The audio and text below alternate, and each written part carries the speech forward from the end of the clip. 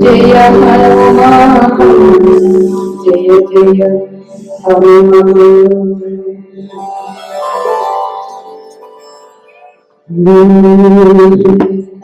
सदा राम रामेति रामामृतं ते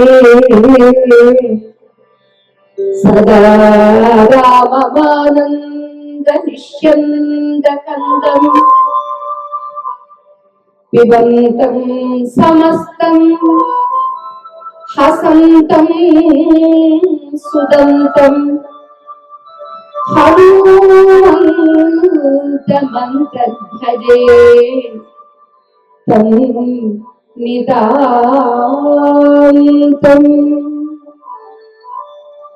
हनुमन्तमन्तर्भजे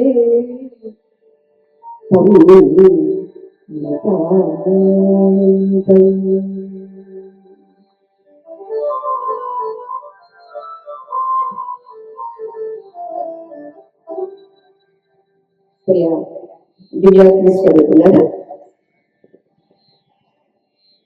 అందరి హృదయాలలో ఉంటుంది, సర్వత్రా వ్యాపించి ఉన్నప్పటికీ కూడా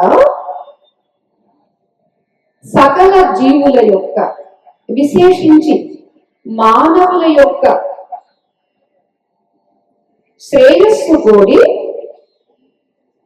ఒక మూర్తిగా ప్రతిష్ఠింపబడుతూ ఉంటాడు భగవంతుడు. అఖండంగా నది ప్రవహిస్తూనే ఉంటుంది. మనం స్నానం చెయ్యాలంటే ఏం కావాలి? చూడగానే అమాంతం దూకేస్తామా? ఇంతే సంగతి. దానికి రేపు కావాలి, ఘాట్, మీ భాషలో ఘాట్ కావాలి. వారణాసి వెళితే మనకి దశాశ్వమేధ ఘాట్, హరిశ్చంద్ర ఘాట్, ఇలా చాలా చాలా ఘాట్స్ ఉన్నాయి. అలాగే మాకు కృష్ణా నది ఉంది కాబట్టి కనకదుర్గ రేవు, మల్లేశ్వర స్వామి రేవు అని అలా పేర్లు పెడతారు. ఏదో ఒక రేవు ఉంటేనే ఆ రేవు ద్వారా నదిలోకి దిగి మనం స్నానం చేయాలి. అలానే సర్వాత్మకంగా ఉన్నటువంటి సచ్చిదానంద పరబ్రహ్మను మనం ఎలా ఉపాసించగలము, ఎలా మనం చేరువ కాగలము? అందుకనే పాపం మా వాళ్ళంతా అంత సమర్థులు కాదు. నిపుణ నిరాకార పరబ్రహ్మను ధ్యానించాలంటే అది సామాన్యమైన విషయం కానే కాదు. అందుచేత అతడు పదే పదే యదా యదాతి ధర్మస్య గ్లానిర్భవతి భారత అభ్యుత్థానమధర్మస్య తదాత్మానం సృజామ్యహం. ఎప్పుడెప్పుడు ఈ లోకంలో ధర్మానికి గ్లాని జరుగుతుందో అప్పుడప్పుడల్లా మళ్ళా తిరిగి ఆ ధర్మాన్ని ఉద్ధరించడం కోసం ఈ భూమి మీద ఉన్నటువంటి సకల ప్రాణులకు కళ్యాణం జరిపించడం కోసం, కళ్యాణం అంటే పెళ్లి అని కాదు, శుభాలు మంగళాలు, తనను తాను తన ఆత్మానం సృజామ్యహం, తనను తాను సృజించుకుంటారు అన్నమాట. ప్రకృతిని స్వామరస్తభ్య, తన ప్రకృతిని తాను ఆసరాగా తీసుకొని మళ్ళా తిరిగి ఆవిర్భవిస్తూనే ఉంటారు. అది అనేక రూపాలు. మనకి భాగవతంలో 21 అంటే 21 అవతారాలుగా చెబుతారు. ఇంకా చెప్పాలి అంటే ఎన్నెన్నో అవతారాలు. భక్తులుగా వచ్చేటటువంటి భాగవతోత్తములు సాక్షాత్తు సచ్చిదానంద ఆ పరబ్రహ్మయే ఆయా అంశాలుగా వచ్చేటటువంటి భగవత్ స్వరూపుడు. అలానే మనకి ఇవాళ శంభు మారుతి అనేటటువంటి నామంతో ప్రతిష్ఠితుడు కానున్నాడు పరమేశ్వరుడు. చెప్పుకున్నామే రుద్రాంశ సంభూతుడు అని. ఇది మనకు పరాశర సంహిత, పరాశర మహర్షి రచన చేశారు. ఆ రచన చేసిన దాన్ని ఎవరో ఒకరు, ఎలా అంటే ఒక మాట చెప్పాలి అంటే ఎవరో ఒకరు ఒక ప్రశ్న వెయ్యాలి. భగవద్గీత మనకి ఎవరిద్దరి సంవాదము? శ్రీకృష్ణ అర్జున. అలానే ఇక్కడ పరాశర సంహిత కూడా మైత్రేయ మహర్షి ప్రశ్నిస్తారు, దానికి పరాశర మహర్షి సమాధానంగా చెబుతారు. ఊరికే మహాత్ములు అలా ఉన్నారనుకోండి, ఎవరు వ్యక్తి లేకపోతే ప్రశ్న రాదు. ఎవరో ఒక భక్తుడు గానో శిష్యుడు గానో వీళ్ళకి ప్రశ్నిస్తారు. ఆ ప్రశ్నకు అప్పుడు లోపల ఉన్నటువంటిది సమాధానంగా వస్తుంది. మైత్రేయ మహర్షి అడుగుతారు, అయ్యా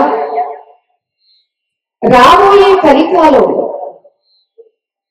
అప్పుడు కూడా ఉద్ధరణ పొందాలి అంటే ఏ నామాన్ని స్వీకరించాలి, ఏ మంత్రాన్ని జపించాలి?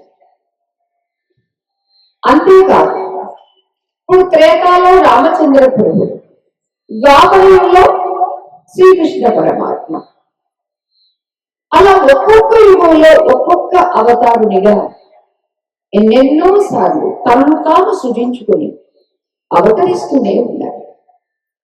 మరి ఆయా అవతారాల్లో ఎవరిని పూజిస్తే అందరినీ పూజించినట్లు అవుతుంది. ఎవరు అక్కడ అని ప్రశ్న చేస్తే దానికి సమాధానంగా ఆంజనేయ స్వామి గురించి చెబుతారు. ఏకో దేవః సర్వదః శ్రీ హనుమాన్. సర్వదః అన్నింటినీ ఇవ్వగలిగేటటువంటి వాడు, ఇచ్చేటటువంటి వాడు ఏకో దేవ, ఒకే ఒక్క దేవుడు. ఎవరండి? శ్రీ హనుమాన్, శ్రీ హనుమంతుడు.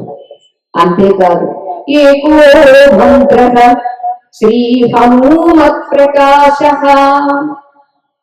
మరి ఆ హనుమంతుడి యొక్క అనుగ్రహం పొందాలి అంటే ఏ మంత్రం కావాలి? అది కూడా ఒకే ఒక మంత్రం, హనుమంతుడి మంత్రం. ఏకామూర్తి శ్రీ హనుమత్ స్వరూప.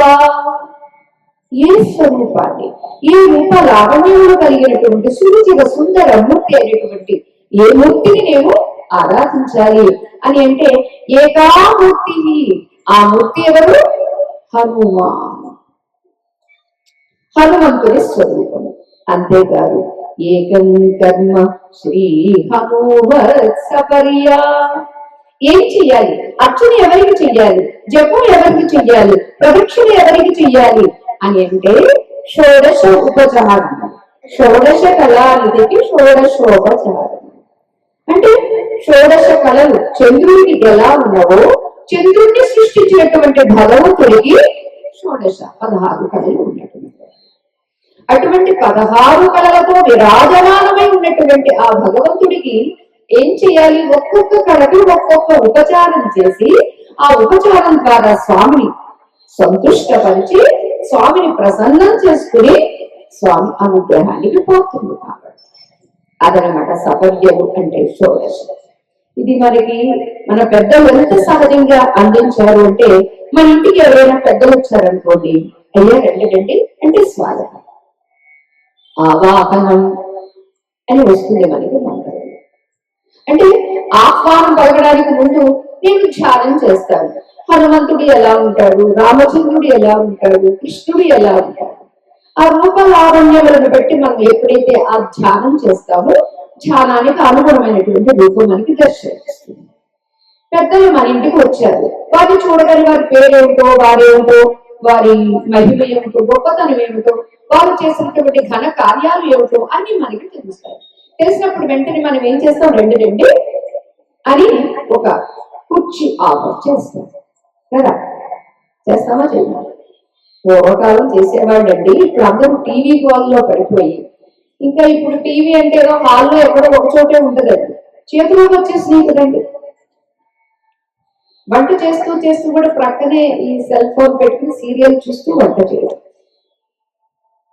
దాంతో సీరియల్ చూస్తూ వంట చేసిన ఈ వంట మూలనున్న ముసలివాడు తింటే కూడా చేతిలో కర్ర పడేసి ఐఎమ్ ఏ డిస్కో డాన్సర్.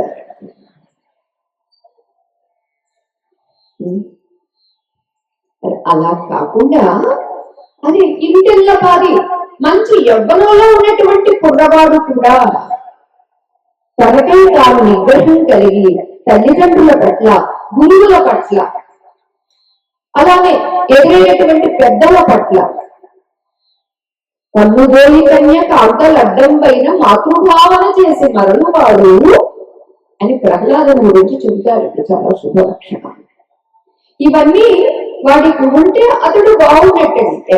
ఎలా బాగుంటాడు, మీరు పెట్టేటటువంటి ఆహారాన్ని బట్టి. అందుచేత ఈవేళ చదువులు బాగా చదివిస్తున్నారండి, కావాల్సినంత ధనం వెచ్చిస్తూ ఉన్నారు.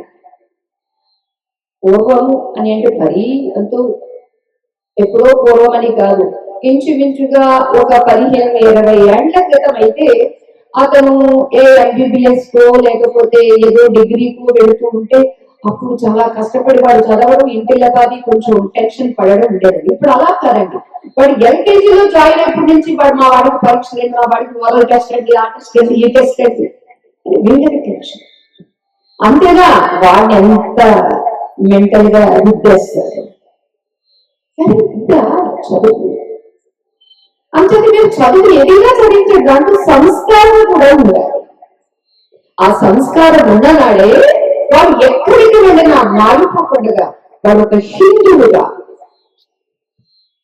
ఒక సనాతనమైనటువంటి సంస్కృతి సాంప్రదాయాలతో ముడిపడి ఉండగలడు. అదే లేనినాడు ఎక్కడికి వెళ్తే అక్కడలా వాడు మారిపోతున్నాడు.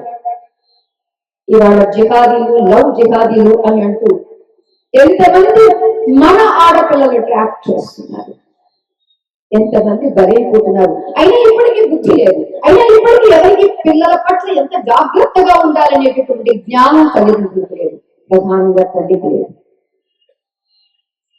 ఇవాళ ఒక ఛత్రపతి శివాజీ గారి గురించి చెప్పుకోవాలన్నా, శ్రీరామచంద్రుడి గురించి, శ్రీకృష్ణుడి గురించి, స్వామి వివేకానంద గురించి, ఇవాళ ఒక హనుమంతుడి గురించి చెప్పుకోవాలి అని అంటే వారికి ప్రధానమైనటువంటి పాత్ర పోషించింది ఎవరు? తల్లి. అందుకనే కౌసల్య సుప్రజా రామ పూర్వా సంధ్యా ప్రవర్తతే అని ఏ దేవుడు పడు సుప్రభాతంలో ఈ శ్లోకం చేస్తుంది. కౌసల్య కన్నటువంటి సుప్రజ అంటే చక్కని సంతతి, మంచి సంతతి. అలా అందరూ అనుకుంటే అయ్యో కన్నడాలు అయిపోయినాయండి అనుకుంటే కనీసం ఇప్పటి నుంచి కన్నటువంటి వాళ్ళనే ఉద్ధరించడానికి ప్రయత్నం చేయాలి. మనకున్న తెలివితేటలన్నీ పిల్లల మీద పెట్టి వాళ్ళకు ఎలా నేర్పిస్తే దారిలో ఉంటారు, ఏకాగ్రత కుదురుతుంది అనేది మనకి తెలియాలి. అది లేకుంటే ఏమవుతుందంటే చదువులు ఉంటాయి, సంస్కారాలు లేకుండా. అంతేగా హైందవ జాతి మనకు బాగుండాలి అంటే ఇంటికి వచ్చినటువంటి పెద్దల్ని ఎలా ఆదరించాలి అక్కడి నుంచే పిల్లలకి నేర్పించడం. పిల్లలు అనుకరణ చేస్తారండి. మనం ఏది చేస్తే వాళ్ళు అది చేస్తారు. మనం టీవీ పెట్టుకుని లేదా సీరియల్ పెట్టుకుని ఉంటే ఇది చదవరా, ఇంకా మా అమ్మేమో సెల్ ఫోన్ పెట్టుకు కూర్చుంటుంది, నన్ను చదవమంటాం. ఈ లోపల వాడు కుంటిపోతాడు, చాలా కోపం ఉంటుంది. టైం ఎప్పుడు దొరుకుతుందా అమ్మని నాన్న దగ్గర చెప్పడం, నాన్న గురించి అమ్మ దగ్గర చెప్పడం చేస్తాం. మనం ఏం చేయాలి, ముందు మన సెల్ ఫోన్ మన టీవీ బంద్ చేసి నన్ను చదువుకు, నేను కూడా నీతో ఉంటాను. వాటిని గమనిస్తూ మనం అప్పుడు ఏదో లలిత సహస్రనామము లేకపోతే ఏదో మంచి పుస్తకం చదవడం. అలా మనం ప్రతి ఒక్కటి అలా అందించగలిగితే పిల్లలందరూ మనం చెప్పకుండా ఫాలో అయిపోతారు. అనుకరించేటటువంటి బుద్ధి పిల్లలకు. సపర్యాలు అంటే వచ్చినటువంటి వారికి కుర్చీ వేస్తాం, స్వామికి సింహాసనం, ఆసనం సమర్పయామి. ఆ వచ్చినటువంటి వారికి అయ్యా కాళ్ళు కడుక్కోండి. అదే పెద్దవాళ్ళకి అయితే మా చిన్నప్పుడైతే ఎవరు వచ్చినా మాకే చెబుతూ నీళ్ళు ఇచ్చి కాళ్ళు కడగండి అనేవాళ్ళం. మేమే వెళ్ళి కాళ్ళు కడిగేవాళ్ళం. బయట అంటే మేము పల్లెటూరులో పెట్టాము, బయట ఆ గుమ్మం దగ్గర బకెట్ తో నీళ్లు ఉంటాయి, ఎవరైనా వస్తే వెళ్ళి కాళ్ళు కడతాం, కాళ్ళు కడిగారు, కాళ్ళు కడుక్కున్నారు. అలా స్వామికి పాద్యం సమర్పయాలి. తర్వాత ఏదో చేతులు కడుక్కోండి, హస్తయో సమర్పయాలి. ఆ తర్వాత ముఖే శుద్ధ ఆచమనీయం సమర్పయామి. స్వామికి మనం ఏవేవైతే చేస్తున్నామో మన ఇంటికి వచ్చినటువంటి అతిథులకు కూడా అలా చెయ్యడం. అందుకనే మన వేదం ఏం నేర్పించింది, మాతృదేవో భవ, పితృదేవో భవ, ఆచార్య దేవో భవ, అతిథి దేవో భవ. జన్మనిచ్చినటువంటి అమ్మ ప్రథమ దేవత, ప్రధాన దేవత. తర్వాత జన్మకు కారణమైనటువంటి తండ్రి దేవత. అక్షరముక్క నేర్పి మనకు ఉన్నటువంటి అజ్ఞానాన్ని తొలగించేటటువంటి ఆచార్యుడు. ఆచినోతి ఆచార్య, తాను ఆచరించి మన చేత ఆచరింప చేసేటటువంటి వారు ఆచార్యుడు. ఇక అతిథి, ముందుగా నేను వస్తున్నాను అనే ఇన్ఫర్మేషన్ ఏమి ఇవ్వకుండా అకస్మాత్తుగా వచ్చినటువంటి అతిథి అంటే తిథివార నక్షత్రములు ముందుగా ఏమి సూచించకుండానే వచ్చేటటువంటి వాళ్ళెవరండి, వాళ్ళు కూడా దేవతలే. అతిథి దేవోభవ. అందరిలో ఉన్నటువంటిది దైవం ఒక్కటే, అంతటా ఉన్నటువంటిది దైవం ఒక్కటే అనేటటువంటిది మనకి జీవితంలోనే ఆచరిస్తూ ఆచరింప చేస్తూ ఉండడం మన సంస్కృతి, మన సాంప్రదాయం. అందుచేత చేతులు కడుక్కోవడానికి నీళ్లు వచ్చినటువంటి అతిథి దేవతగా మనం భావిస్తూ ఆపై అయ్యా స్నానం చేసి రండి అని అంటారు. అసలు దేవతకి స్వయంగా మనమే చేస్తాం, పంచామృతాల లేక నవరసాల అనేది. స్నానం తర్వాత వస్త్రం, అలాగే ఇంటికి వచ్చినటువంటి వారికి స్నానం చేసిన తర్వాత టవలను ఇవ్వడం, లేదు వస్త్రాలు తెచ్చుకోకపోతే మన ఇంట్లో ఉండే వస్త్రాలు ఇవ్వడం. ఇదంతా చూడండి, అంటే దేవుడు అనేటటువంటిది ప్రత్యేకించి ఎక్కడో దేవాలయంలో మాత్రమే ఉన్నాడు అని కాక అందరిలో అంతటా ఉన్నాడు. ఉన్నటువంటి వాడిని నీవు గుర్తించి నీవు కూడా ఆ దేవతా స్థానానికి ఎదగాలి అనేది మన నిజమైనటువంటి వైదిక సంస్కృతి. అందుచేత ఇక్కడ ఇంట్లోకి వచ్చినటువంటి వారి పట్ల నీవు అలా ప్రవర్తించాలి. ఒక దేవతని మనం ప్రతిష్టాపన చేసుకున్నాం. అలాగే మన ఇంట్లో కూడా ఒక చిన్న దేవుని గది పెట్టుకున్నాం. ఎందుకని, ఏ దేవుడు రోజు దీపం వెలిగించాలండి, రోజు ఉపచారాలన్నీ చెయ్యాలండి అని అంటే, అది నీవు పుట్టక ముందే నీవు ఉండడానికి ఇల్లు, నీవు తినడానికి తిండి, అన్నింటినీ సమకూర్చడం కోసం ఒక అమ్మ, ఒక నాన్న, తోబుట్టువులు, ఇలా ఇంతమందిని ప్రసాదించినటువంటి వాడికి నీవు కృతజ్ఞతను ఆవిష్కరించడమే నిత్య పూజ. ఈ నిత్య పూజ చేస్తూ చేస్తూ చేస్తూ చేస్తూ ఉంటే స్వామి నేను ఇక్కడ మాత్రమే లేదు, నీలో కూడా ఉన్నాను, నీలో ఉన్నది నేనే, అందరిలో ఉన్నది నేనే అనేటటువంటి జ్ఞానాన్ని కలిగిస్తాడు. అంచేది ఇక్కడ ఏకైకర్మ శ్రీ హనుమత్ సపర్య.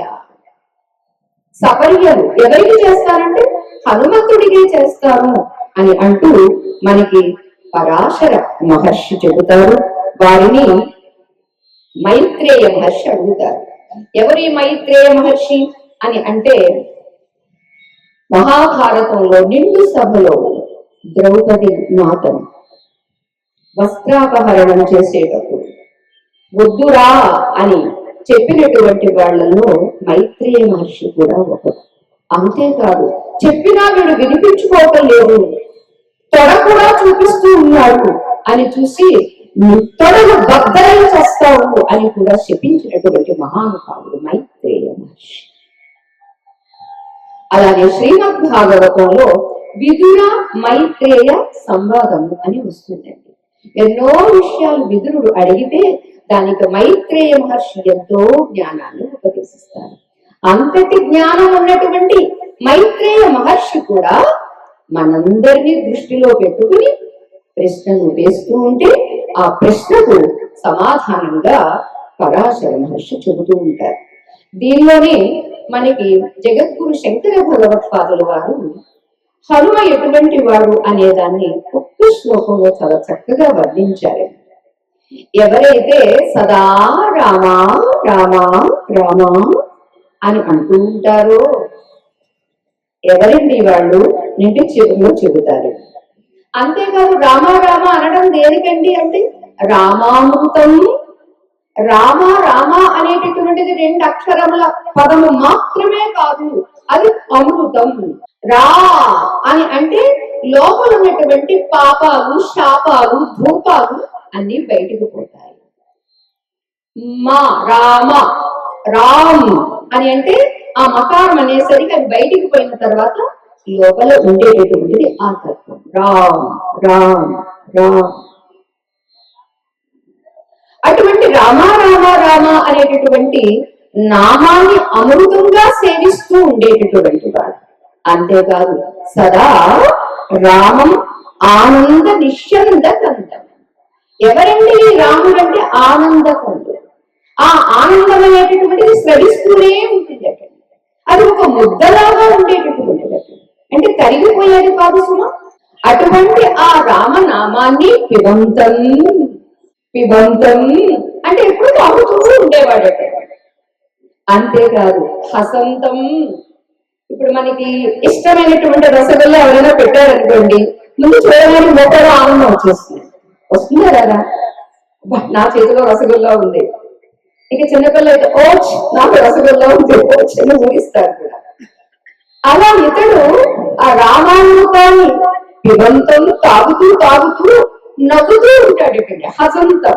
తాగుతూ ఉన్నటువంటి ఈ హనుమ, నవ్వుతూ ఉన్నటువంటి ఈ హనుమ, నవ్వుతుంటే ఏం కనిపిస్తాయండి? ఫోటో తీసుకుంటే ఈ అని చెప్పమంటుంటారు.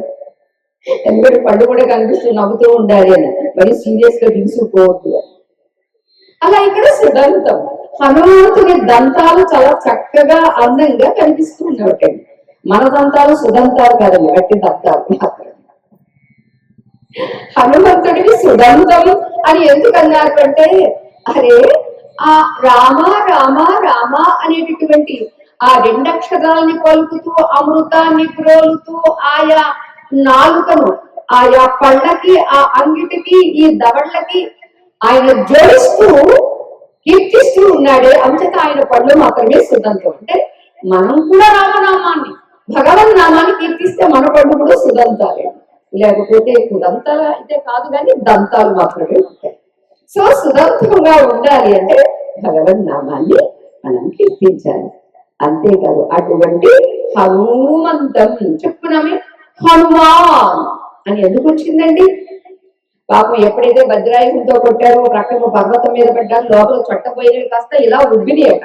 అంచేత హనుమ పోజు పెట్టరా అని పిల్లలు పెడితే ఏమంటాడు బొగ్గులతో బయటకు పెట్టి నేనే హనుమంతుడిని అని అంటుంటారు.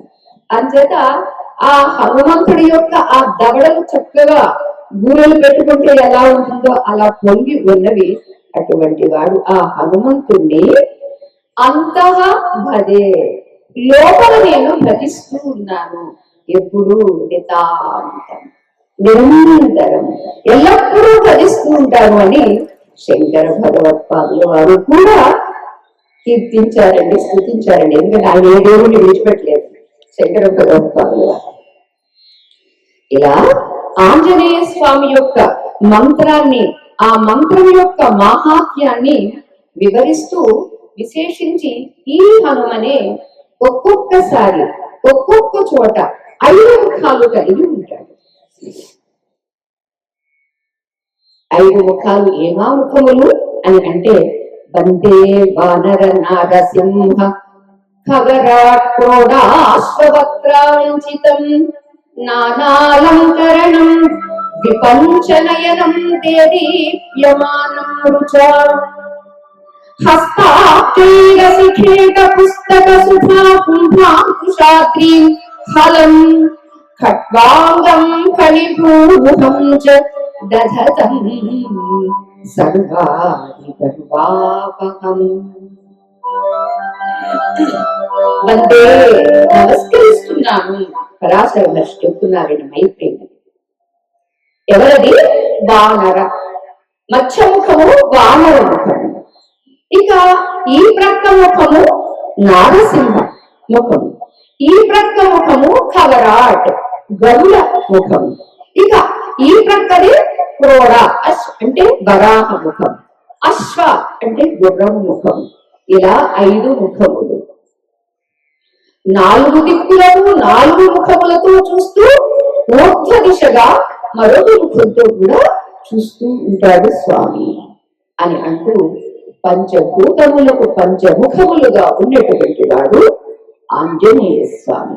అటువంటి ఆ ఆంజనేయ స్వామిని ఎవరెవరు మంత్రం తీసుకొని జపిస్తారో వాళ్ళకు ఉన్నటువంటి ఆపదలన్నీ గట్టెక్కుతాయి. చేసేటటువంటి విధి విధానాన్ని బట్టి, నమ్మకాన్ని బట్టి ఎవరైతే చేస్తారో అటువంటి వాళ్ళ సమస్యలన్నీ నివృత్తమవుతాయి అని పరాశర మహర్షి చెబితే మైత్రేయ మహర్షి ప్రశ్నిస్తారు. అయ్యా, అలా ఎవరైనా తరించినటువంటి వాళ్ళు ఉన్నారా? అలా తరించినటువంటి వాళ్ళు ఎవరు మాకు వివరించాల్సింది అని అంటే, దానికి సోమదత్తుడు అనేటటువంటి ఒక మహారాజు పూర్వం చంద్రవంశంలో పుట్టాడు. ఆయన చక్కగా ధర్మవర్తనంతో రాజ్య పరిపాలన చేస్తూ ఉండేవాడు. అహంకారం లేదు, చక్కగా సద్గుణ సంపన్నుడు, అవక్ర పరాక్రమం కలిగినటువంటి ఆ సోమదత్తుడు చతుస్సముద్రాల్ని ఒక మొలమూలుగా కలిగినటువంటి భూమండలాన్ని అరివీర భయంకరుడై ధర్మబద్ధంగా పరిపాలన చేస్తూ ఉన్నాడు. అదిగో అతనికి భయపడి దూరంగా ఉన్నటువంటి శత్రువులందరూ, ఎందుకంటే ఎప్పుడు ఒకే రకంగా ఉండదండి, కాలం మాటలు పడగలగాలండి కూతుళ్ళంటూ అంటే. అంచేత మనసుత అని చెప్పుకుంటూ ఈమె, ఇటువంటి ఈమెను నీకు పతివ్రత మహాభాగ, ఈమె సామాన్యమైనటువంటి స్త్రీ కాదు, పతివ్రత, నీవే ఒక వ్రతంగా కలిగి ఉన్నటువంటి స్త్రీ, మహాభాగ, చాలా కష్టపడుతున్నారు. ఛాయాలుగా ఒక నీడలాగా నేను అనుసరిస్తుంది. అందుచేతనే రాముడు వద్దు నేను అరణ్యాలకు వెళుతున్నాను అని అంటే, మా నాన్నగారు ఇలా చెప్పారు, బాబు నీ నీడ నిన్ను విడిచిపెట్టి ఎలా ఉండదో నేను కూడా నిన్ను విడిచిపెట్టి నేను ఉండలేను అని అంటే, రాముడు సీత అని అడవికి వెళ్తున్నానేమి, హానిమూన్కి వెళ్తున్నా, నేను అడవికి వెళ్తుంటే వస్తాను అంటారేమిటి అని పాపం ఈమె మీద ఉన్నటువంటి ప్రేమతో రాముడు వద్దు అని అంటే, ఇక రాముడికి ఒక చురట వేసిందండి సీతమ్మ. ఏమని? మా తండ్రి గారు మగ రూపంలో ఉన్నటువంటి, మగ వేషం వేసుకున్నటువంటి ఆడదానికి ఇచ్చారేమో అనిపిస్తుంది అన్నాడు. అంత మాట మామూలు మగాడినంటేనే చాలా పౌరుషం వస్తుంది కదండి. అందులో మరి రామచంద్రుడు అప్పుడు నవ్వుకుని, సీత నీ మీద ఉండేటటువంటి ప్రేమతో నేను అలా అన్నాను, కానీ నీవు కూడా నన్ను విడిచిపెట్టలేదు, నీవు ఎలా అన్నావని కూడా నాకు తెలుసు రా సీత, తప్పదు, నీకు కూడా అరణ్య యోగం ఉంది నాతో పాటు అది ఇస్తుంది. అందుకనే నారీనా ఉత్తమావభూ అని స్వామి వివేకానంద సీతామహాదేవిని పేర్కొన్నారు. అందుచేతనే ఈనాటికి మనకి సీతాదేవి పతివ్రతామ తల్లులలో అడవులకు వెళ్ళిన అడవులకు వెళ్ళిన వెంట వెళ్ళినటువంటి స్త్రీ ఎవరు అని అంటే అదిగో ఒక సీతామాత, ఒక ద్రౌపదీ మాత. అందుకనేనండి ఆ చరిత్రను ఇప్పటికీ మనం చెప్పుకుంటున్నాము. సరే, మన ప్రభుత్వం పాఠ్యాంశాలను తీసుకునేసరి కాబట్టి మన పిల్లలకి ద్రౌపది అంటే ఏమిటో తెలియదు, సీతాదేవి అంటే ఏమిటో తెలియదు. మరలా ఇప్పుడైనా ఎప్పటికైనా తిరిగి మన పాఠ్యాంశాలు మన వీర నారీమణుల గురించి, వీర పురుషుల గురించి మనం పెట్టుకుని చదువు నేర్పించినాడు తప్ప తిరిగి మరలా మన హైందవ సంస్కృతి సంప్రదాయాలను మనం కాపాడుకోలేము. మొత్తానికి ఇదిగో ఈ భార్య దేవికాదేవి భర్తను ఉపశమింపచేస్తూ మొత్తానికి ఆ గార్గ్య మహాముని ఆశ్రమానికి తీసుకుని వెళ్ళి ఆ మహాముని వేడుకుంటుంది. అయ్యా, నా భర్తను కాపాడండి, రక్షించండి. నేను వివాహం చేసుకున్నప్పటి నుంచి నేను గమనిస్తున్నాను, ఆయన ధర్మాత్ముడు, ఎప్పుడూ ఎవరికి అపకారం చెయ్యలేదు. కానీ ఇవాళ ఘోర యుద్ధం జరిగి అందరినీ కోల్పోయి, సర్వస్వాన్ని కోల్పోయి, ఒంటరి వాడైపోయి, బాధతో కృంగిపోయి, ఏ ఇంద్రియం కూడా పని చెయ్యనటువంటి దుస్థితికి వచ్చేసారు. మీరు అతన్ని కాపాడాలి, రక్షించాలి అని ప్రార్థిస్తే ఒక్కసారి పాపం అతను గార్గ్య మహాముని దివ్య దృష్టిలో చూసి, అమ్మ బాధపడవద్దు రాజా, నీవు అన్ని బానే చేశావు, కానీ ఒక ఉత్తమ వ్రతాన్ని చెయ్యాల్సి ఉంది, నీవు చెయ్యలేదు. ఆ ఉత్తమ వ్రతాన్ని నీవు ఇప్పుడు చేస్తే నీకు మరలా తిరిగి ఏదేదైతే కోల్పోయావో ఆ కోల్పోయిన వాటిని అన్నింటినీ తిరిగి నీవు పొందగలవు. ఇవాళ గృహస్థులు లేదా కుటుంబాలు కలిగి ఉన్నటువంటి అందరికీ చిన్నదో పెద్దదో ఒక సమస్య ఉంటుందండి. సమస్య ఉండడం తప్పు కాదు, సమస్యకు పరిష్కారాన్ని సరి అయినటువంటి రీతిలో ఎంచుకోకపోవడం తప్పు, నిర్ణయం తీసుకోలేకపోవడం తప్పు. అందుకే శాస్త్రాలు, అందుకే పెద్దలు, అందుకే ఆచార్యులు. అప్పుడు ఆ మహానుభావుడు, ఆ మహాముని, రాజా మరి నీవు ఈ వ్రతాన్ని ఆచరించగలవా అంటే అప్పుడు ఆయన చెబుతారు, నేను ఆచరించలేకపోవచ్చు, కానీ ప్రయత్నించి నేను ఆ వ్రతాన్ని ఆచరిస్తాను, నాకు తప్పనిసరిగా చెప్పండి మహానుభావ అని అంటేనే అప్పుడు అతడికి చెప్పినటువంటి వ్రతమే హనుమత్ వ్రతం. ఈ హనుమత్ వ్రతము ఎలా చెయ్యాలో ఏమిటో కూడా ఆ మహానుభావుడు చెబుతారు.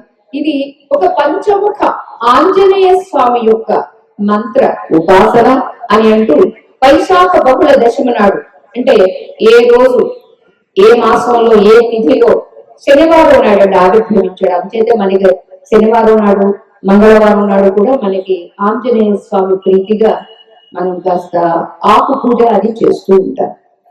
అమావాస్య నాడు కానీ, అలానే మాఘమాసంలో పంచమి తిథి ఇలాంటి వాటిల్లో కానీ చేస్తే దానికి విశేషమైనటువంటి ఫలితం కలుగుతుంది. రాజా, నీవు అలా చేస్తావా అని అడిగితే అప్పుడు ఆ రాజు అడుగుతాడండి, ఈ వ్రతాన్ని ఎవరైనా చేశారా, ఎవరు చేసి ఏ ఏ లాభాలను పొందారు అది నాకు వివరించండి. ఎందుకంటే మనకు ఒక ఉదాహరణ ఉండాలి. మీ పిల్లలు ఉన్నారనుకోండి, నన్న చూడు చూడు ఆ అంకుల్ ఎవరో చూసావా అంటే ఆ ఎవరో ఒక అంకుల్ సోన్సో, ఆయన మెడలో ఏముంది, స్టెథోస్కోప్ ఉంది. ఎక్కడికి వెళ్తున్నాడు, హాస్పిటల్కి వెళ్తున్నాడు. మరి ఆయన ఎంత కష్టపడి ఒక 15 ఏళ్ళు 20 ఏళ్ళు చేసి ఎండి కూడా చేసి ఇవాళ ఎంతో మందికి రోగులకు వైద్యం చేస్తున్నాడు అని అంటే ఎంత కష్టపడి చదివితే, మరి నువ్వు కూడా డాక్టర్ కావాలనుకుంటున్నావంటే ఓ అంటాడు. తాను కూడా డాక్టర్ కావాలనుకుంటే అది ఇప్పటి నుంచి వేసేటటువంటి ప్రతి అడుగు, చదివేటటువంటి ప్రతి అక్షరం నేను డాక్టర్ కావాలి, నేను డాక్టర్ కావాలి అనేటటువంటి లక్ష్యంతో వాడు చదువుతాడు. Maybe doctor or actor or engineer whatever. అలాగే ఇక్కడ కూడా ఎవరైనా ఈ వ్రతాన్ని ఆచరించి ఆ ప్రయోజనాన్ని పొందారా అని అడిగారు. ఎవరు, సోమదత్తుడు అనేటటువంటి మహారాజు. దానికి సమాధానంగా తెలియచేస్తున్నారు, రాజ్యమహాముని తెలియచేస్తున్నారు, రాజా విభీషణుని పుత్రుడు వీరుడు అనేటటువంటి వాడు. అతను తండ్రి లాగానే ధర్మాచరణ చేస్తూ ఉండేవాడు, ధర్మాచరణ పరాయణుడు. అటువంటి ఆ తండ్రి దగ్గరికి నీలుడు అనేటటువంటి పుత్రుడు వచ్చి, తండ్రి నాకు ఒక కోరిక అంటాడు. ఏమిటి నాన్న? దేవలోకంలో ఉన్నటువంటి కల్పవృక్షము, కామధేనువు, చింతామణిలా నాకు కావాలి అన్నాడు. అంటే దానికి తండ్రి అంటాడు, నాయనా అవన్నీ ఎందుకు? అన్నింటినీ మించినటువంటి శ్రీరామచంద్ర ప్రభుని అనుగ్రహం ఉంది మనకి. ఆ అనుగ్రహం వల్లనే నాకు ఈవేళ లంకా రాజ్యాన్ని నాకు పట్టం కట్టాడు ఆ స్వామి. ఇంతకన్నా ఏం కావాలి? మనకున్నది చాలదా ఏమిటి? సాగరా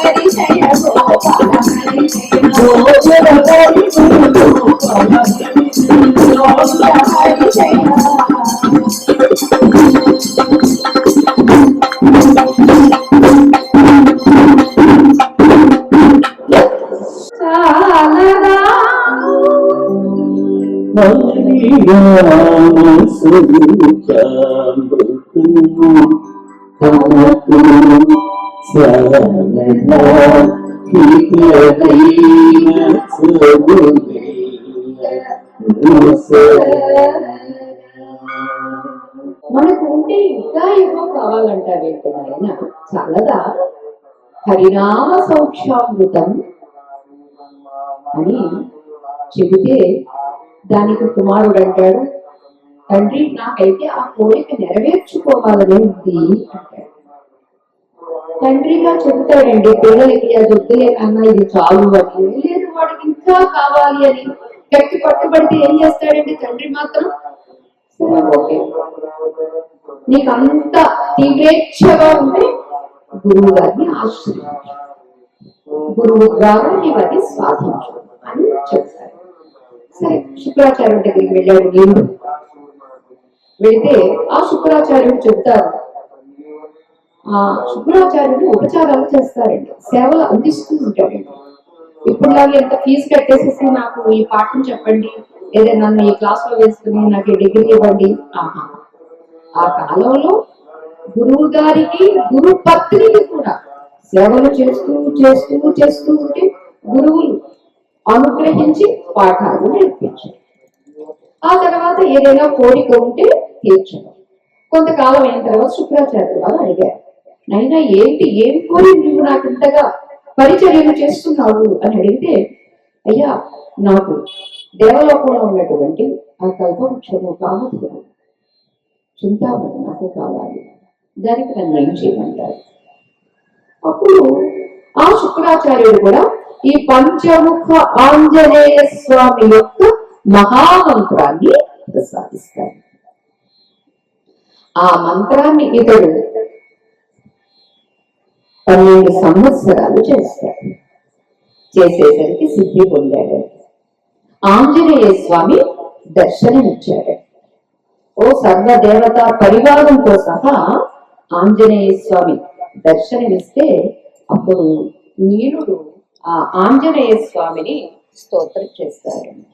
జయ జయ శ్రీ ఆంజనేయ కేసరి ప్రియ నందన వాయుకుమార ఈశ్వర పుత్ర కాకతీ గర్భ సంభూత సాగర నాయక సకల వేద శాస్త్ర సాధక సంజీవి పర్వతో లక్ష్మణ ప్రాణ రక్షక గుణ ప్రాణదాయక సీతా దుఃఖ నివారణ దుర్గౌరీ బంధ విమోచన లీలమేఘ రాజ్యదాయక సుగ్రీవ రాజ్యదాయక భీమసేనాగ్రజ ధనంజయ భజవాహన కాలనీ సంహార వైరావణవర్ధన పుత్రాసుర భంజన సప్తమంత్రి సుత ధ్వంసన ఇంద్రజిత్ కారణ అక్షకుమార సంహార భంజన రావణ మర్దన కుంభకర్ణ వద పరాయణ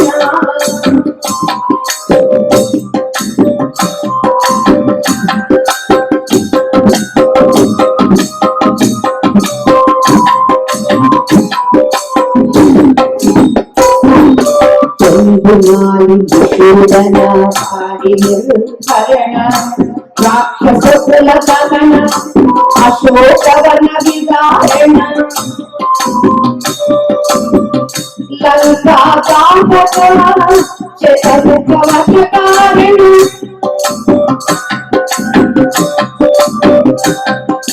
సప్తసాగర వన సేతు నిరాకార నిపుణ కబుర స్వరూప ప్రేమ కన్న పీతాంబర ధర సువచ్చల ప్రాణనాయక ఏక అసహాయ వీర హనుమాన్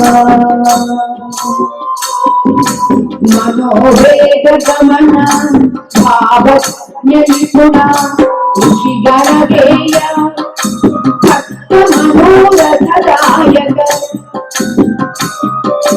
భక్తవత్సల దీనపోషక దీనమందార సర్వస్వతంత్ర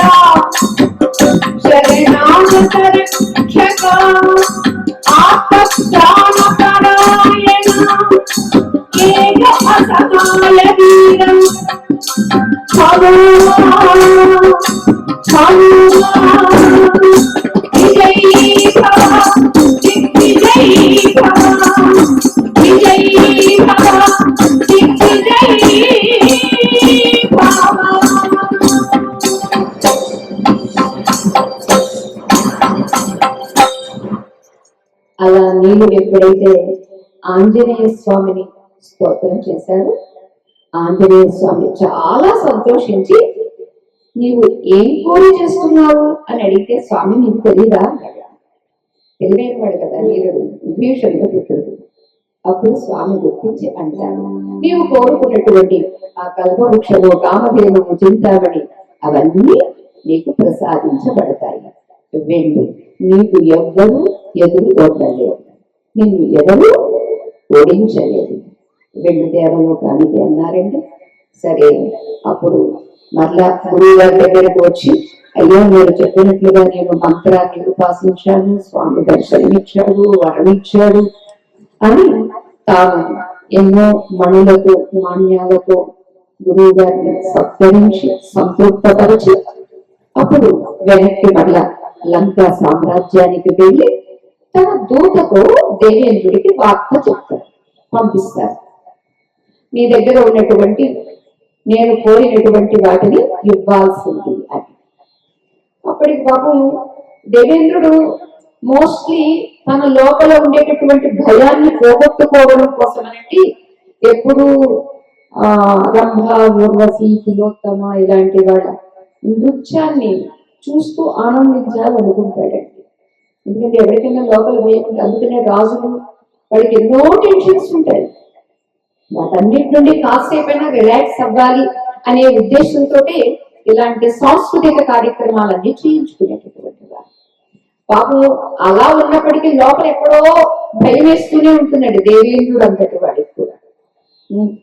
వాడికి మృత్యువు లేదు కానీ భయం లేకుండా పోలేదు, భయం ఉంది. అందుకని ఇక్కడ మనకి భూలోకంలో ఉన్నటువంటి వాడికి ముక్తి అనేటటువంటి జ్ఞానం కలిగితే భయం కూడా ఉండదు, అభయ స్థితి వస్తుంది.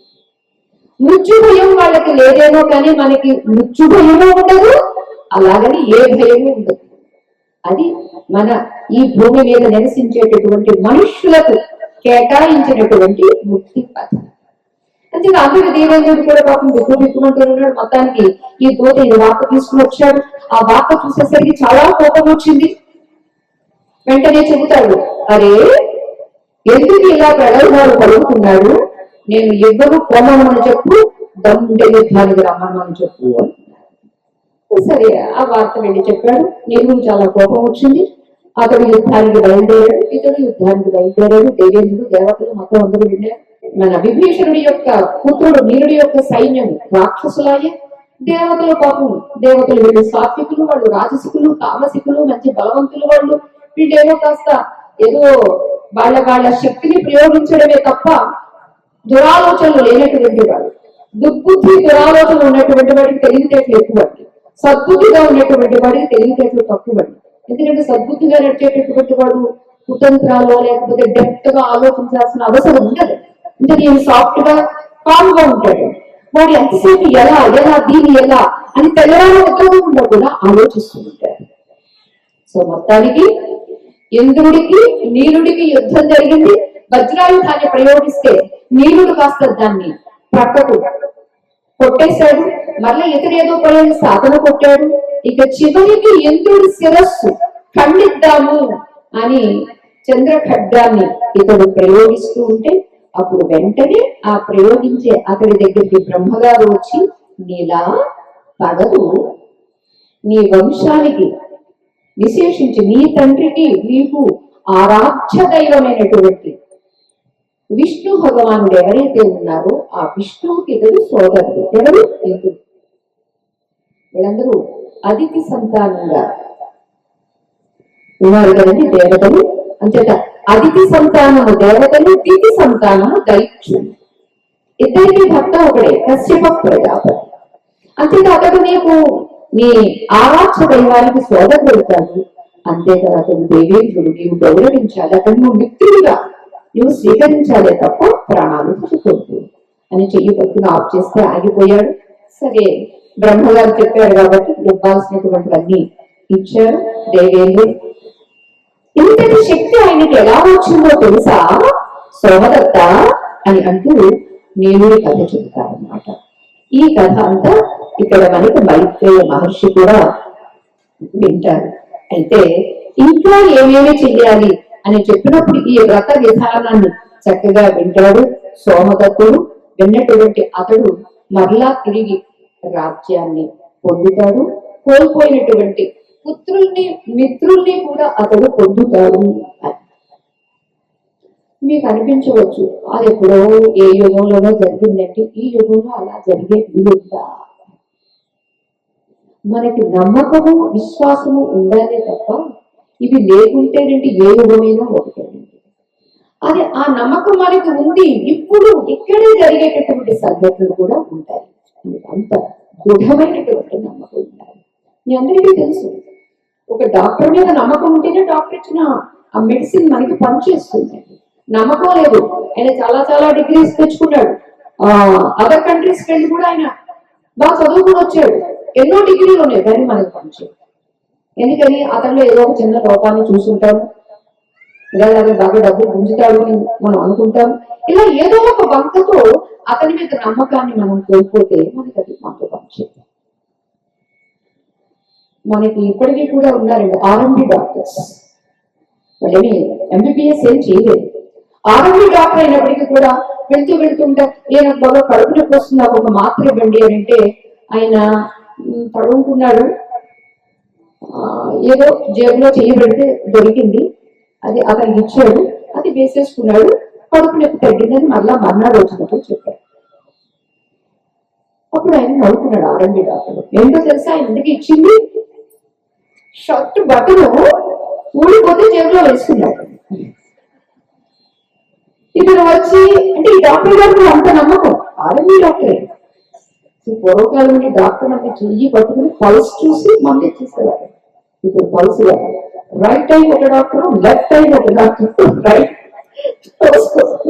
లెఫ్ట్ అంతగా దాన్ని ఏమంటారు పాయింట్ అవుట్ చేస్తున్నారు. అంత సెపరేట్ అయిపోయారు. అందుకే ఇవాళ పేషెంట్ గా వెళ్ళిన ఏది ఆ రోగి ఆ మనిషి సాయంత్రం వరకు ప్రాణాలు ఉంటే వాళ్ళు టెస్ట్లన్నీ పూర్తవుతాయండి. లేకపోతే టెస్ట్లు పూర్తిగా ఇదనమాట.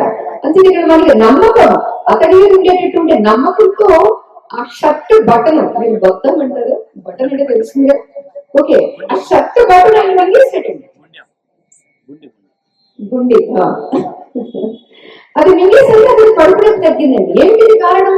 నమ్మకం. ఆ నమ్మకము ఆ విశ్వాసము మనకుంటే మంత్రము పనిచేస్తుంది. ఏదో సామెత మంత్రాలు చింతకాయలు రావుతాయా అండి అని. ఏమండి మంత్రాలు చింతకాయలు రావుతాయా? ఎందుకు రాలవు? అనకూడని ఒక మాట అని చూడండి, పళ్ళు రాలుతాయా? రాలవా? రాలిపోతాయి. పట్టున పట్టిన రాలిపోతాయి, పుట్టిన పళ్ళైనా రాలిపోతాయి. అదే మరి ఇది ఒక శబ్దం. ఈ శబ్దానికి పళ్ళు రాలిపోతూ ఉంటే మరి సుశబ్దం ఏ అక్షరాన్ని ఎక్కడ ఏ రకంగా ప్రయోగిస్తే, ఏ స్వరంగా పెట్టి దాన్ని ఉచ్చారణ చేస్తే దానికి ఉండేటటువంటి ఫలితము ఇది అని చూపించినటువంటి జాతి అంటే, చూపించినటువంటి వేదం అంటే మనకున్నది. అదేమి అల్లా తప్ప కాదు. అది ఇక్కడ తెలియచేస్తూ ఉంటారు. అప్పుడు దానికి ఈ మహానుభావుడు సోమదత్తుడు ఆ రీతిగా చేసి ప్రయోజనాన్ని పొందారు. ఇక్కడ మేము కూడా అనేది ఏమిటంటే ఇవాళ చక్కగా శంభు మారుతిని ప్రతిష్టాపన చేస్తున్నారు అని అంటే ఆ శంభు మారుతి మన పట్ల మనకు ఒక సుఖాన్ని, శాంతిని, మన నష్టాలను, మన సమస్యలను నివారించగలిగేటటువంటి వాడే అనేటటువంటి నమ్మకాన్ని పెంచుకోండి. లేకపోతే ఎందుకు ప్రతిష్టాపన చేసుకోవాలండి?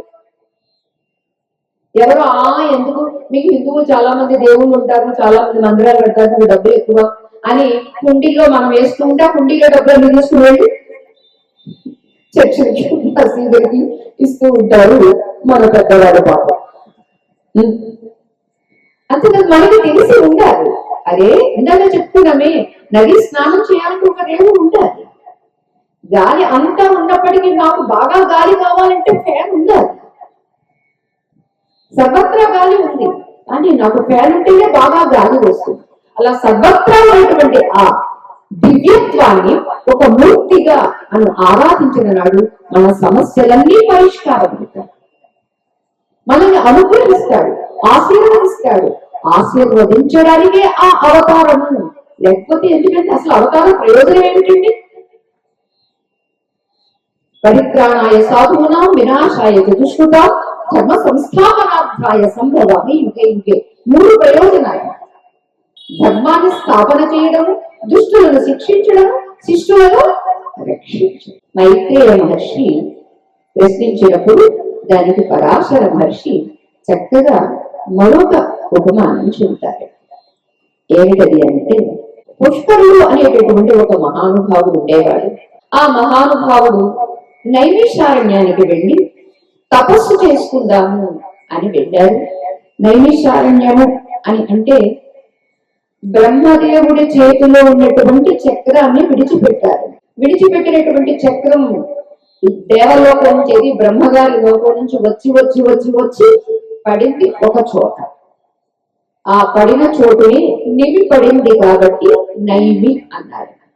ఆ నైమిష అరణ్యం. అది అరణ్యం ఎందుకు అయ్యింది అని అంటే అనేక వృక్షాలతో కూడి ఉందండి.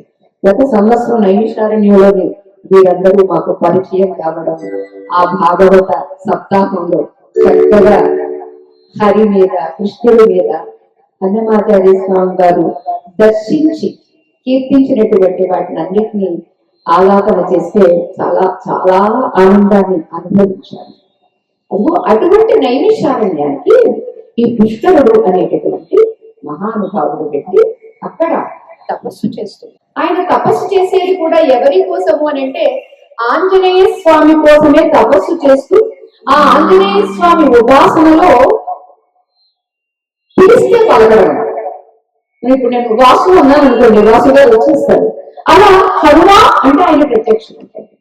అంతగా ఉపాసన చేసేటువంటి మహానుభావులు.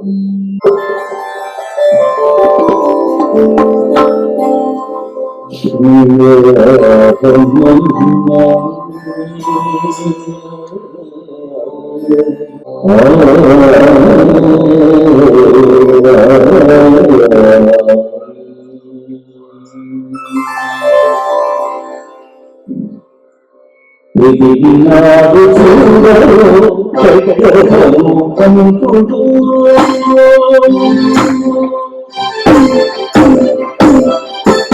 విధినాడు చూడరు చక్రముఖముడు పరమినాడు చూడరు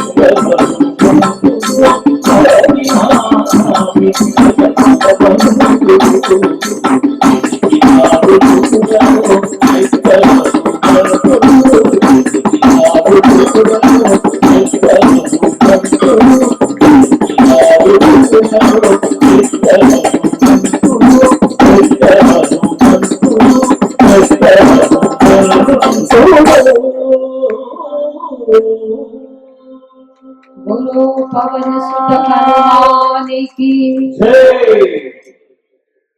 పుష్కరుడు నైమిషారణ్యంలో ఒక సిద్ధాశ్రమము అనేదాన్ని తాను చక్కగా తెలుసుకుని అక్కడ ఆ స్థానంలో తాను ఉంటూ ఏమి ఆశించకుండా, చాలా మంది సమస్యలు వస్తేనే, కష్టాలు వస్తేనే కృష్ణుడు గుర్తొస్తాడు. ఏ కష్టం లేకపోతే ఆయన గుర్తురాడండి. ఎంజాయ్ చేసినప్పుడు ఏ దేవుడు గుర్తురాడు, అమ్మ నాన్న అంతకన్నా గుర్తురాడు. అంచేత ఎవరికైనా కష్టం వస్తేనే గుర్తొస్తారు. కానీ ఈ పుష్కరుడు అనేటటువంటి మహానుభావుడికి ఏమీ కష్టము లేదు, నష్టము లేదు, ఏమీ సంకల్పం కూడా లేకుండా కేవలం భగవత్ ప్రీత్యర్థంగా అక్కడ తాను మంత్రం చేస్తూ ఉన్నాడు. అందున విశేషించి ఆంజనేయ స్వామిని ఉపాసన చేస్తూ ఉన్నారు. ఒకటి సిద్ధాశ్రమము, రెండవది నైమిషారణ్యము. ఆయన ఒక నిష్ఠతో చెయ్యడంతో ఇక ఆంజనేయ స్వామి ప్రసన్నుడై అంటే చాలా దూరం వచ్చింది. అంతగా స్నేహితుడు అయిపోయాడండి ఆంజనేయ స్వామి. ఇలా ఉన్నటువంటి ఈ మహానుభావుడి యొక్క సహవాసంలో ఎవరెవరు అశాంతిగా ఉన్నదో, లేకపోతే సమస్యలు ఉన్నాయో అనే వాళ్ళు వెళ్ళి వీరు ఏది చెబితే అది చేస్తూ ఉండేవాళ్ళండి. మొత్తం ఆ ఆశ్రమంలో అంతా అనుష్ఠానాలు చేసుకునేటటువంటి వాళ్ళే. ఆ సమయం అంటే ఇది ఎప్పుడు జరిగిందంటే పూర్వకాలం కృతయుగంలో సంఘటన. పుష్కరుడు వెళ్ళింది, తపస్సు చేసింది కృతయుగం. అంటే కృతయుగానికి హనుమ వచ్చాడా అని అంటే, హనుమ అని చెప్పిన, రాముడు అని చెప్పిన వీళ్ళ ఆవిర్భావానికి ముందే ఉన్నటువంటి పరబ్రహ్మ.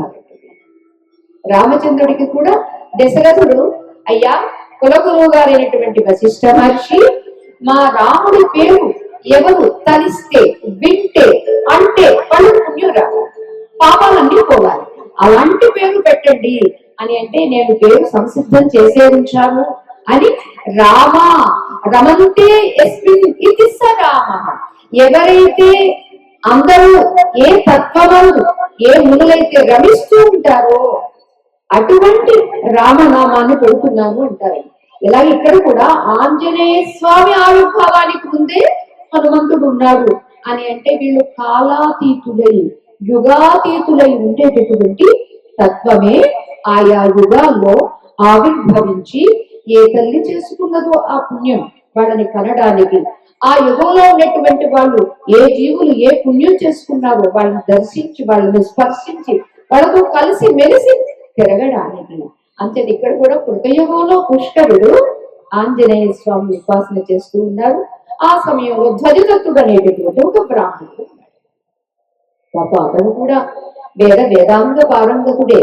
ఆశ్చర్యం ఏమిటంటే అన్ని తెలిసినప్పటికీ తెలిసిన జ్ఞానాన్ని కూడా జీవితంలో వాడుకోవాలి అనే ఆలోచన కూడా రాకపోవడం ఏమిటంటే ప్రారంభము అని అనుకుంటేనే మనకి సరిపోతుంది.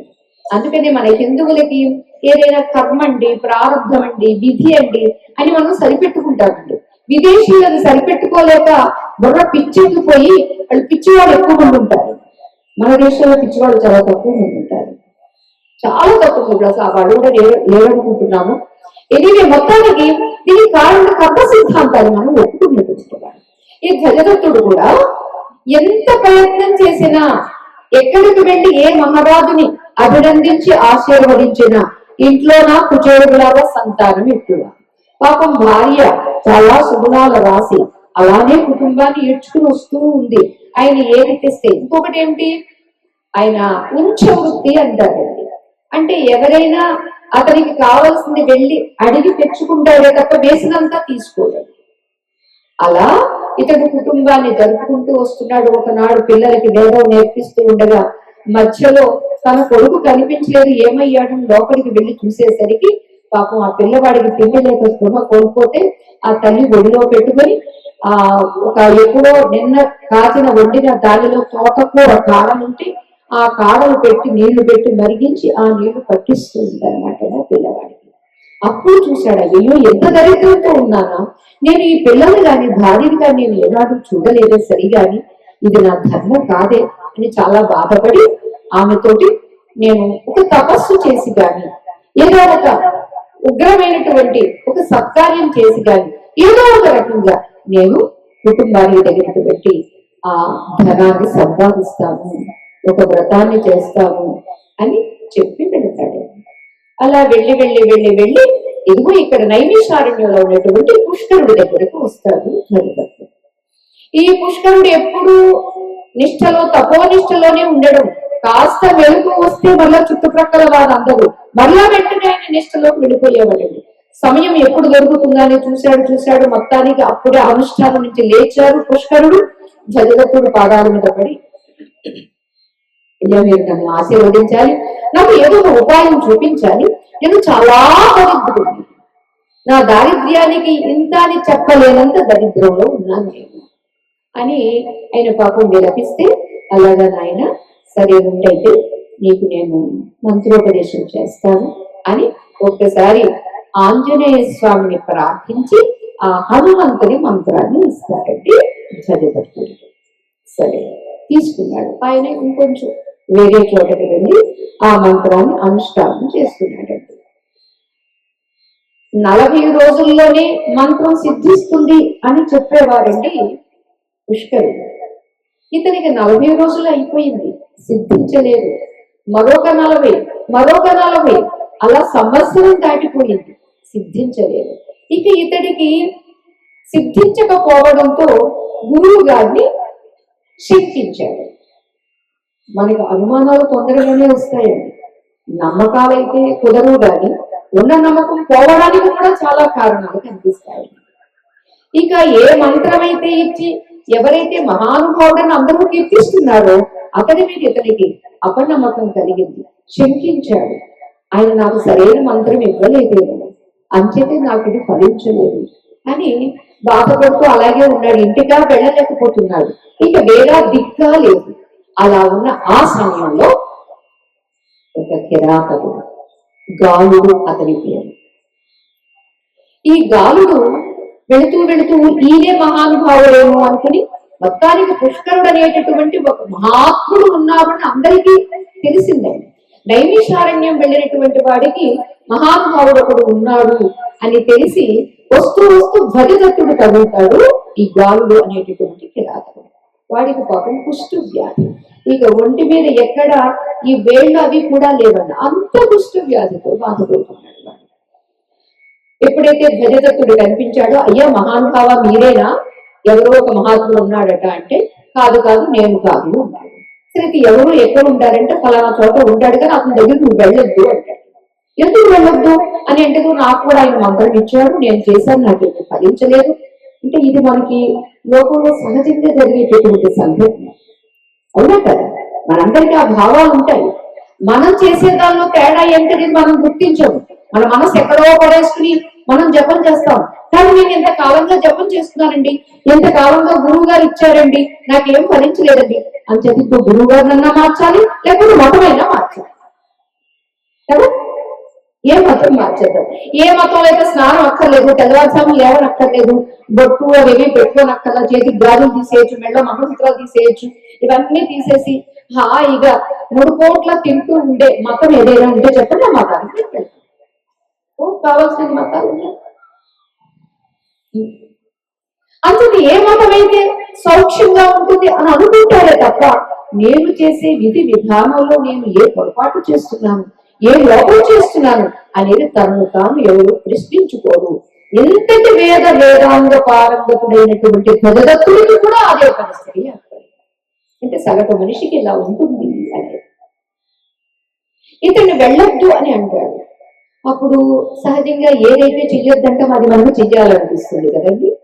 ఈ గాలుడు మహాత్ముడు ఉన్నాడని అందరూ చెబుతుంటే ఈయన కాదంటాడేమిటి, అదేదో నేను చూద్దాము అని వెళతాడు. ఈయన పాపం తొందరలోనే పుష్కరుడు దర్శనం అయ్యింది. దూరం నుంచే సాష్టాంగ దండ ప్రణామం చేస్తాడు. అయ్యా నేను చాలా కిరాతకుడు, చాలా పాపాత్ముని, ఇదిగో నాకు ఉన్నటువంటి రోగమే చెబుతుంది నేను ఎంత దురాత్మనో, ఎంత పాపాత్మనో. కిరాతకుడు కదా, ఎన్నో ప్రాణుల్ని చంపాడు, ఆ ప్రాణుల పాపాలన్నీ నన్ను ఇలా చుట్టుకున్నది అని విలపిస్తాడనమాట.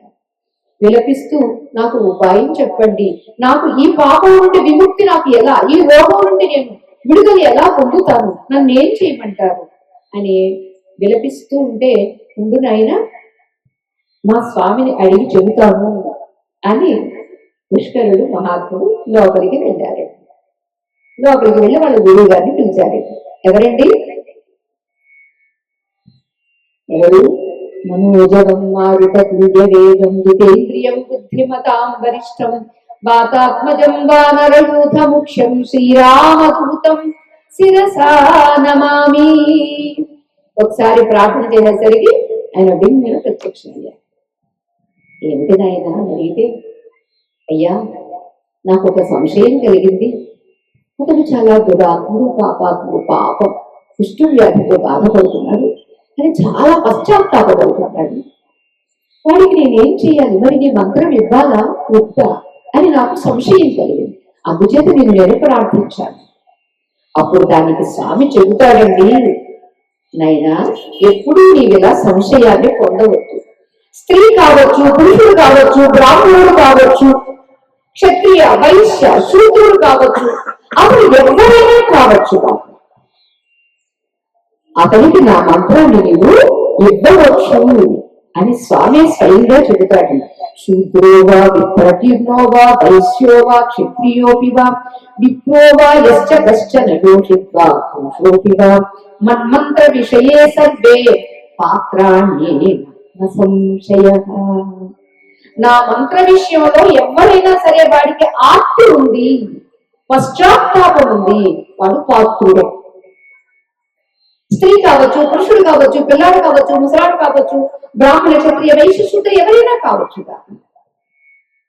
అందుచేత మన్మంత్రజాల విషయే మత్ప్రత్యే మయ్యపి ద్విజ ఉపదేశే విరోవాపి భక్తిరేవాత్ర కారణం.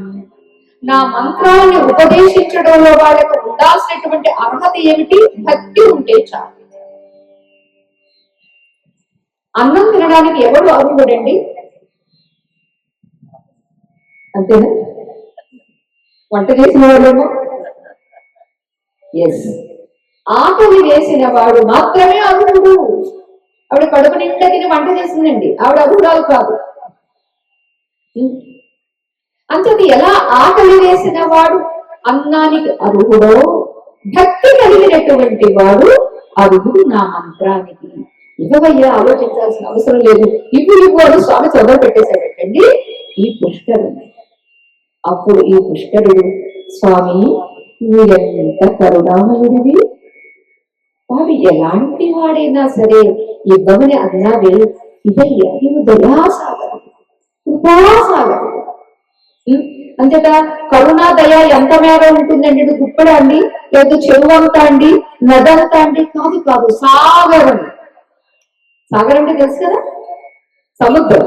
సముద్రం ఎంత అని ఎవరైనా దానికి ఇంత పరిధి కట్టగలరా? ఇంత పరిధిని చెప్పగలరా? అందుచేత మనం కీర్తించేటటువంటి దేవతల యొక్క కరుణ, కృప సాగరంతో పోలుస్తారు. అందుచేతే స్వామి నీవు ఇలా అనుగ్రహించమన్నావు కదా అని వెంటనే ఇతడు బయటికి వెళ్ళి పాపం ఆ గాలుడికి ఉపదేశం చేస్తారు. పలకలేకపోయాడు ముందు ఆ మంత్రాన్ని, కానీ పదే పదే పలికించి నేర్పించాడు పుష్కరుడు. అంతే, ఆ మంత్రాన్ని తీసుకుని వాడు జపం చేస్తాడండి. ఈ జపం చేస్తూ చేస్తూ ఉంటే అసలు 40 రోజులు కాదండి, 20 రోజులకే వాడికి పక్వ స్థితి కలిగిందండి. హనుమ దర్శనం అయ్యిందండి. ఏమిటండి వీళ్ళిద్దరికీ తేడా? గాలుడికి భజదత్తుడికి తేడా ఏమిటి? ఆయన బాగా చదువుకున్నవాడు, అన్నీ తెలిసినవాడు. వీళ్ళు ఏం చదువుకోలేదు, వీళ్ళు దురాత్ముడు, పాపాత్ముడు, దురాత్ముడు. కానీ హనుమ వీళ్ళు దర్శనమిచ్చాడు. ఏమిటి తేడా? ఏమిటి కారణం? ఒకటి, పశ్చాత్తాపడ్డాడు. అంటే తన క్రియలను, తన జీవన విధానాన్ని తనకు తానే గుర్తించి ఎంత పాపం చేశానని వాడి వ్యాధి వచ్చింది అని ముందుగా పశ్చాత్తాపడ్డాడు. ఈ బ్రాహ్మణుడు కూడా నేను ఎవ్వరికి కించిత్తు ఇవ్వక కదా ఇవాళ నాకు ఇంతటి దరిద్రం ఉంది అని గుర్తించాడు అనుకోండి. ఆ గుర్తింపులో గురువు ఇచ్చేటువంటి మంత్రాన్ని సంపూర్ణంగా విశ్వసించి చేయగలిగేవాడు. మరి ఇతడికి ఆ పశ్చాత్తాపం ఉంది, ఆ నమ్మకం ఉంది, విశ్వాసం ఉంది. అంతే హనుమ దర్శనం అయ్యాడు. ఎప్పుడైతే దర్శనమైందో పాపం వీటికి రాతకుడు కదండి. నీరుడంటే విభీషణుడు పుత్రుడు కాబట్టి దండకాన్ని స్తోత్రాన్ని చేయగలిగాడు. అప్పుడు ఇతడికి వీడికి ఏమీ రాదు. స్వామి స్వామి స్వామి స్వామి అంటే దండం పెట్టాడు. అంతే, దండం పెట్టడానికి అసలు వీడికి వేళ్లే లేవు. అలాంటిది స్వామి ఎప్పుడైతే దర్శనం ఇచ్చాడో వేళ్ళు, కాళ్ళవేళ్ళు మొత్తం ఒక సౌందర్యవంతుడు, ఎవరిలో ఉన్నటువంటి వాడు ఎలా ఉంటాడు అలా ఆ కుష్ఠ వ్యాధి అంతా పోయి, ఆ కురూపత్వం అంతా పోయి సురూపత్వం. కేవలం అతడు నమ్మకంతో, విశ్వాసంతో చేసినటువంటి మంత్ర అనుష్ఠాన ఫలం. ఆ నమ్మకమే ఈ కలియుగంలో కూడా మనము కూడా కలిగి ఉంటే, ఇందాక నేను వచ్చేటప్పుడు కదా ఆంజనేయ స్వామి అర్చకులుగా ఉన్నవారు, వారి పేరు రాజకొండ, ఇంటి పేరే అందరూ చెప్పుకుంటూ ఉంటారు. సో మొత్తానికి రాజకొండ పంతులు గారు ఇది ఒక గత జన్మలో, ఏ జన్మలో ఉంటుందండి. ఆ అవయవ లోపము లేకపోతే మెదడు లోపము, ఏదో ఒక లోపం కావచ్చు. ఆంజనేయ స్వామిని మీరు అర్చిస్తున్నారు, పూజిస్తున్నారు, గట్టిగా అడగండి, విశ్వసించండి, నిలదీయండి. అదే పిల్లలు అమ్మ నాన్నని నాకు ఇది కావాలి, ఇచ్చి తీరాలి అని మందు పట్టు పట్టట్లా, పడితే మీరు తీర్చట్లా. అదే మనకు పట్టు. మనం ఏ దేవతనైతే ఉపాసిస్తున్నామో ఆ ఉపాస్య దేవతని కూడా పట్టుబట్టి ఆశ్రయించి అడిగి తీరాల్సిందే. అలా వాళ్ళ చిరంజీవిని చూస్తే ఆ ముఖంలో ఆ వర్చస్సు, ఆ అందము, అంతా బాగుంది. కానీ స్వామి ఎందుకు ఈ లోపం చేశావు? సరే ఏది ఏమైనా నీవు మరలా తిరిగి భర్తీ చెయ్యాలి అని నేను స్వామిని కూడా ప్రార్థించి, మీరు కూడా తప్పనిసరిగా గట్టిగా పట్టండి ఒక పట్టు అని చెప్పాను. నేను వారి గురించి చెబుతున్నానని కాదు, అందరికీ ఏవో రకరకాల సమస్యలు ఉంటాయి, చిన్నదో పెద్దదో. అంచేది వీటన్నింటినీ గట్టెక్కాలి అంటే మనకి ఉపాయాలు ఉన్నవి. ఆ ఉపాయాన్ని సంపూర్ణంగా సమగ్రమైనటువంటి నమ్మకంతో విశ్వాసంతో ఆచరిస్తే గాలుడిలాగా, గాలుడికే అంతటి మార్పు కలిగింది, అంతటి స్థితి కలిగింది అంటే అంతటి దుస్థితి మనకి లేదే. గాలుడికి ఉండేటటువంటి మానసిక స్థితి మనకు కాదు. సరే, ఎప్పుడైతే ఇతడు ఈ యవ్వనంతో అరుణ దర్శనమైంది, గురువు గారికి పడిపడి దండాలు పెట్టాడు, చాలా సంతోషించారు. పుష్కరుడు కూడా వెళుతూ ఉంటే ధ్వజదత్తుడు కలిశాడు. ఈయన ఇందాక వెళ్ళిన వాడు, ఇందాక అని కాదు, కొన్ని రోజుల క్రితం వెళ్ళినటువంటి వాడు ఒక గురువుకి, ఒక కుష్టి రోగి వెళ్ళాడు. ఇప్పుడు ఈయన ఎవరు కొత్తగా వెళ్ళాడు. ఆయన ఏంటంటే జపం చేస్తాను కూర్చున్నాడు, ఎవరు వెళ్తున్నారు ఎవరు వస్తున్నారు ఇదే చూస్తున్నాడు. ఇదే చూస్తే మంత్ర జపం ఎలా జరుగుతుంది? మనం మంత్ర జపం చేస్తుంటే ఎవరు ఎటు వెళ్ళారు, ఎక్కడ ఏ సౌండ్ వచ్చింది, పాలవాడు పిలుస్తాడా, కూరలవాడు పిలుస్తాడా, పిల్లాడు స్కూల్కి వెళ్తాడా అని దీనిలోనే ఉంటే అసలు మనకి మంత్ర జపం ఎలా జరుగుతుంది? ధ్వజదత్తుడు కూడా అదే పరిస్థితి. అంటే వెళ్తూ ఉన్నటువంటి ఎవరిని ఇటురా అని పిలిచాడు. అయ్యా నమస్కారము, నేనేనండి, నా పేరు గాలుడు అని చెప్పాను కదండి, నేను ఒక 20 రోజుల క్రితం వెళ్ళినటువంటి వాడిని, నేను కుష్టు వ్యాధిగా ఉన్నటువంటి వాడిని, స్వామి సందర్శనం అయ్యిందండి, గురువు గారి అనుగ్రహం వల్ల, స్వామి సందర్శనం వల్ల నాకు ఈ రోగం పోయిందండి, నేనేనండి. ఆశ్చర్యపోయాడండి ధ్వజదత్తుడు. ఆశ్చర్యపడినటువంటి ఆ ధ్వజదత్తుడు వెంటనే మళ్ళా పుష్కరుడి దగ్గరికి వెళ్ళి పాదాల మీద పడి క్షమాపణ కోరుతాడు. అయ్యా, అంతటి గాలుడికే స్వామి సందర్శనము మంత్రము పనిచేసినది, మరి నాకెందుకు పని చేయలేదు? నాకు వేరే మంత్రం ఇచ్చారా, వాడికి మంచి మంత్రం ఇచ్చారా అని అడిగాడు. అడిగితే గురువుగారు నవ్వుకుని, నాయన నా దగ్గర మంచి మంత్రం చెడ్డ మంత్రం 2 మంత్రాలు లేవు, ఉన్నది ఒక మంత్రం. అంచేత ఆ మంత్రాన్ని మీరు కూడా చెయ్యమని ఇచ్చారు, మరి మీ విధి విధానంలో ఏమిటి అనేది మిమ్మల్ని మీరు ప్రశ్నించుకోండి. ఎందుకంటే విత్తనం సమానం అండి, కానీ ఆ విత్తనం ఏ భూమిలో వేస్తే ఆ భూమి యొక్క సారాన్ని బట్టి ఆ విత్తనం చక్కగా మొలకెత్తుతుంది. విత్తనం అనేటటువంటి, అందుకనే బీజాక్షరములు అంటారు. బీజం అంటే విత్తనం. ఆ బీజం అనేటటువంటి మంత్రాన్ని స్వీకరించి హృదయం అనేటటువంటి దానిలో వేసినప్పుడు చక్కగా మొలకెత్తుతుంది. మనం హృదయంలో వేయము, మనసుకోటి వేయమని. నోరు జపం జరుగుతుంది, చేతిలో జపమాల జరుగుతుంది, మనసు ఎక్కడో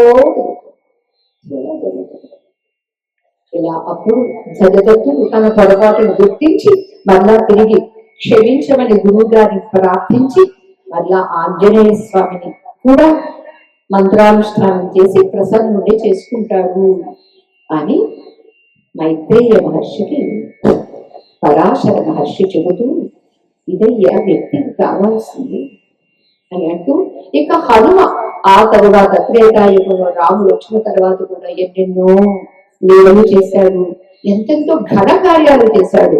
పెరిగినాడు చూడదు పెద్ద హనుమంతుడు, పెరిగి పెరిగి పెరిగి ఏం చేశాడు? సీతాదేవికి చూపించాడు విశ్వరూపాన్ని, అలాగే రామచంద్రుడికి చూపించాడు, విభీషణుడికి చూపించాడు.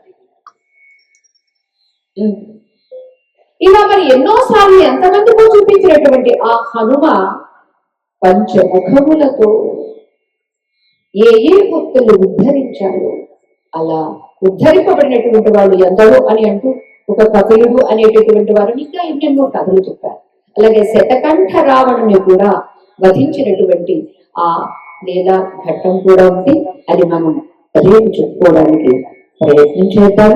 మనందరం కూడా భగవంతుని మీద, భగవంతుని నామం మీద, మంత్రం మీద నమ్మకాన్ని, విశ్వాసాన్ని సంపూర్ణంగా పెంచుకోవాలి. ఆ పెంచుకున్నప్పుడు, ఆ జపం చేసినప్పుడు అది తప్ప మరొకటి ఉండకూడదు. అలా మనం చేయగలిగినాడు ఆ ఫలితాన్ని మనం కూడా పొందుదుగాక అని భగవంతుడిని ప్రార్థిస్తూ శ్రీ గురు చరణ సరోజ మనసుల సుధా వరుణ రఘువర విమల యశ జోదాయక ఫలచారి విహిన తను జాని సుమిరో పవన కుమార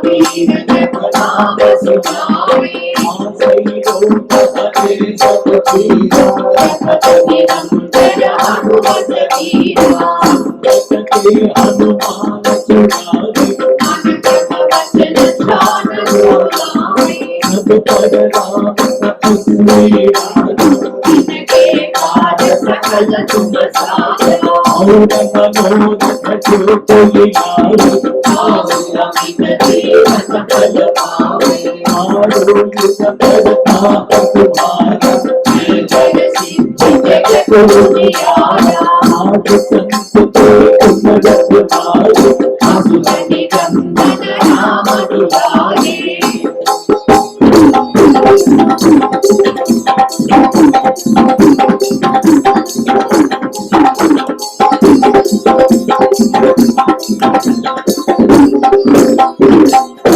सिद्धि नदनि के माता असरगति जागति माता आगत सायन तुम्हारे पास सदा रहो रघुपति के दास भजन राम को पावे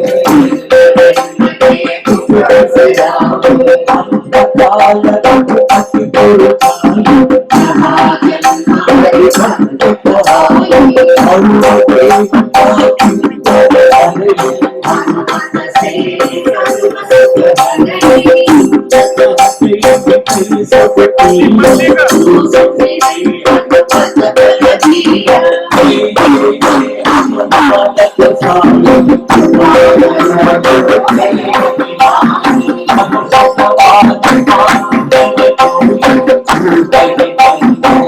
सुख